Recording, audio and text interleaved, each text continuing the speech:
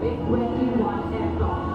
So Excellency is part of the 52 Bagar formation.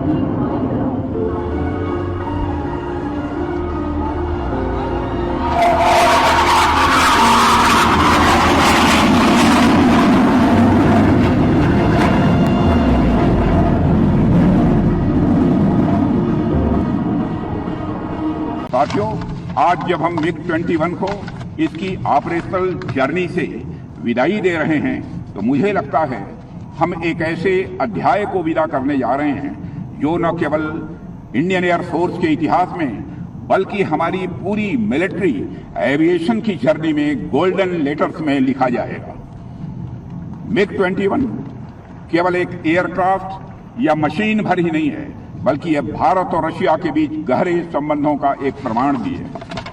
साथियों, एक तरफ तो मिलिट्री एविएशन का खुद का जो इतिहास है वह अपने आप में इनक्रेडिबल है ही, दूसरी तरफ MiG-21 ने मिलिट्री एविएशन की जर्नी में कई और प्राउड मोमेंट्स यानी गौरव के क्षण जोड़े हैं। दुनिया के मिलिट्री एविएशन के इतिहास में ऐसा कोई फाइटर जेट नहीं हुआ जो इतनी बड़ी संख्या में निर्मित हुआ हो।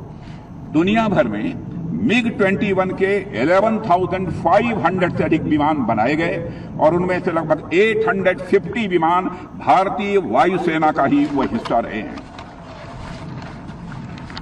साथियों, यह संख्या अपने आप में इस फाइटर एयरक्राफ्ट की पॉपुलरिटी, इसकी क्रेडिबिलिटी और इसकी मल्टी डायमेंशनल कैपेबिलिटीज की एक टेस्टिमनी है।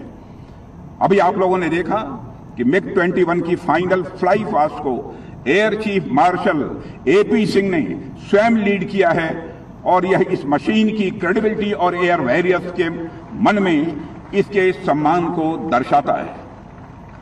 इतने लंबे समय तक MiG-21 अनेक वीरतापूर्ण कृत्यों का साक्षी रहा है। इसका योगदान किसी एक घटना तक या केवल एक युद्ध तक सीमित नहीं रहा है। 1971 के वार से लेकर कारगिल के युद्ध तक या फिर बालाकोट एयर स्ट्राइक से लेकर ऑपरेशन सिंदूर तक ऐसा कोई क्षण नहीं रहा जब MiG-21 ने हमारी आर्म फोर्सेस को जबरदस्त मजबूती न प्रदान की हो। 1971 का वार भला कौन भूल सकता है। MiG-21 ने पाकिस्तान के साथ युद्ध के दौरान विपरीत परिस्थितियों में जिस दिन ढाका के गवर्नर हाउस पर हमला किया, उसी दिन उस युद्ध के परिणाम की रूपरेखा तय कर दी गई। इसके अलावा भी इसके लंबे इतिहास में अनेक ऐसे मौके आए जब MiG-21 ने अपनी डिसाइसिव कैपेसिटी साबित की है। साथियों, कोई भी ऐतिहासिक मिशन हो, हर बार MiG-21 ने तिरंगे का सम्मान बढ़ाया है। इसलिए यह फेयरवेल हमारी कलेक्टिव मेमोरीज का भी है और हमारे नेशनल प्राइड का भी है और इस जर्नी का भी है जिसमें करेज, सैक्रिफाइस और एक्सलेंस की कहानी लिखी गई है। साथियों, MiG-21 की इस शानदार जर्नी और इस कार्यक्रम को एक अलग नजरिए से भी मैं देख रहा हूं। यह नजरिया हमारे प्राचीन भारतीय परंपराओं की भी एक झलक दे रहा है। हमारा जो एंशिएंट कल्चर है वो हमें यही सिखाता है कि केवल लिविंग ही नहीं बल्कि नॉन लिविंग थिंग्स भी इसमें ईश्वर का वास होता है। हमारे यहाँ ईशावास्यमिदं सर्वम कहा गया है, यानी हर एक चीज में ईश्वर को देखा गया है। हमारे यहाँ जमीन, आसमान, पेड़, यहाँ तक कि घास को भी पूजा जाता है। हम तो पत्थर में भी देवता का वास मानते हैं। हम तो माता भूमि ही पुत्रो अहम पृथिव्या कहने वाले लोग हैं, यानी हम सब इस भूमि को अपनी माता और खुद को इसकी संतान मानते हैं। आप सब ने देखा होगा कि जब कोई नया घर बनता है तो हम उसमें प्रवेश करने से पहले पूजा करते हैं। जब कोई नई गाड़ी आती है तो उसका भी हमारे यहाँ पूजन होता है। और अभी कुछ ही दिनों में हम सब दशहरा में शस्त्र पूजन भी करेंगे।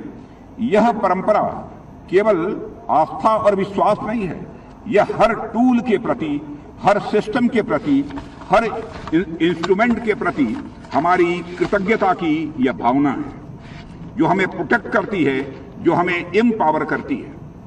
हमारी सिविलाइजेशन और हमारी कल्चर हमें यही सिखाती है कि रेस्पेक्ट सिर्फ इंसान को ही नहीं बल्कि हर उस चीज को दिया जाना चाहिए जिसने हमारे जीवन में कुछ न कुछ योगदान दिया है। साथियों, जब हम हर छोटी बड़ी चीज को इतना सम्मान देते हैं तो MiG-21 तो हमारा नेशनल प्राइड है, यह तो हमारी रक्षा का शील्ड रहा है, हमारी शक्ति का यह सिंबल रहा है, और इसलिए इसका सम्मान करना भला हम कैसे छोड़ सकते हैं।